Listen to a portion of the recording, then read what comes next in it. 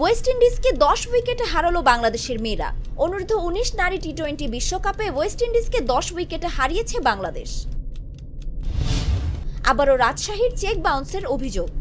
বিদেশিদের ম্যাচ বয়কটের দিনে বাধ্য হয়ে দেশি ক্রিকেটারদের হাতে চেক তুলে দিয়েছিল দুর্বার রাজশাহী। তবে ওই চেক আবারও বাউন্সের অভিযোগ পাওয়া গেছে। ক্যারিবীয়দের কাছে হার বাংলাদেশের মেয়েদের।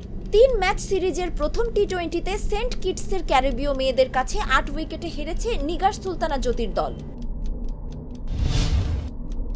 লেস্টার সিটি ছেড়ে বাংলাদেশের হামজা এখন শেফিল্ডে। লেস্টার সিটি ছেড়ে দ্বিতীয় স্তরের ক্লাব শেফিল্ড ইউনাইটেডে যোগ দিয়েছেন বাংলাদেশের হামজা চৌধুরী। সৌদিতে নেইমার অধ্যায় শেষ। আল হিলালের সঙ্গে চুক্তি বাতিল। সৌদিতে শেষ হলো নেইমার অধ্যায়।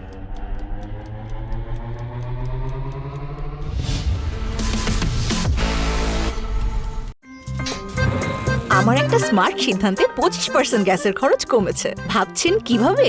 সাধারণ গ্যাস স্টোভ বদলে আমি এনেছি আরএফএল গ্যাস স্টোভ। এর সাইন্টিফিক নজল ও ব্রাস বার্নার ক্যাপ সমানভাবে তাপ ছড়িয়ে রান্না করে দ্রুত। তাই গ্যাসও বাঁচায় 25%, টাকাও বাঁচে 25%। আরএফএল গ্যাস স্টোভ নিরাপদ ও গ্যাস সাশ্রয়ী।